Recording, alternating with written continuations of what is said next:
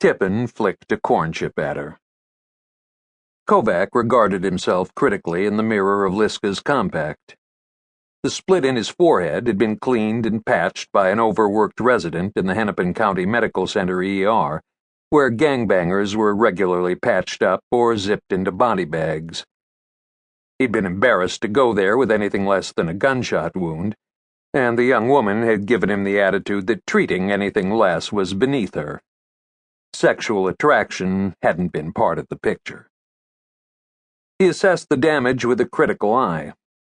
His face was a quadrangle, punctuated with stress lines, a couple of scars, and a hawkish, crooked nose that made a nice accompaniment to the crooked, sardonic mouth lurking beneath the requisite cop mustache. The hair was more gray than brown. Once a month he paid an old Norwegian barber $10 to cut it, which probably accounted for the fact that it tended to stand up.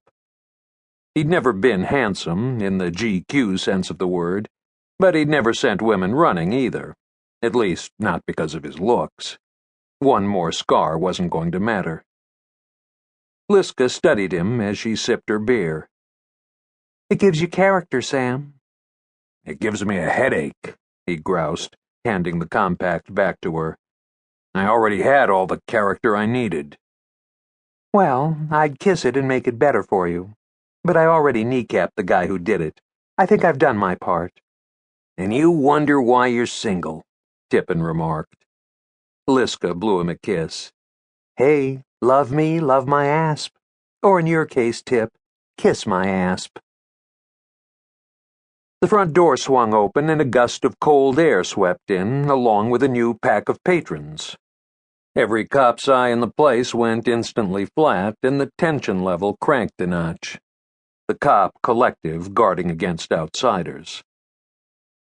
"The man of the hour," Elwood said, as recognition rippled through the crowd and a cheer went up. "Come to hobnob with the unwashed masses before his ascension." Kovac said nothing.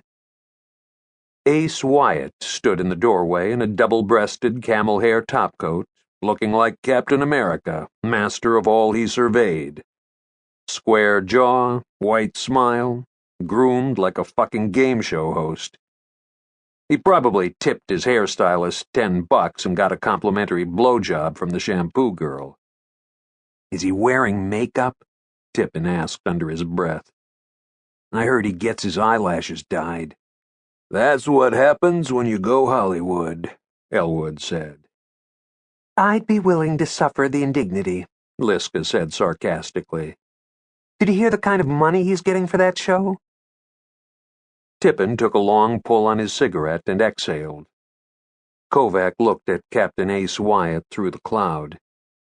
They'd worked on the same squad for a time. It seemed 100 years ago. He'd just made the move from robbery to homicide. Wyatt was the top dog, already a legend and angling to become a star on the brass side of things. He'd succeeded handsomely within the department, then branched out into television, maintaining his office as a CID captain and starring in a Minneapolis cross between America's Most Wanted and a motivational infomercial. The show, Crime Time, was going national. "I hate that guy." He reached for the jack he wasn't supposed to mix with his painkillers and tossed back what was left of it. "Jealous?" Liska needled. "Of what? Being a prick?" "Don't sell yourself short, Kojak. You're as big a prick as any man here." Kovac made a growl at the back of his throat, suddenly wanting to be anywhere but here. Why in hell had he come? He had 3 parts of a concussion and a perfect excuse to beg off and go home. So there was nothing to go home to. An empty house with an empty aquarium in the living room. The fish had all died of neglect while he'd pulled nearly 72 hours straight on the cremator case. He hadn't bothered to replace them. Sitting at a party for Ace Wyatt, he was as big a masochist as any woman Tippin had ever dated. He'd finished his drink.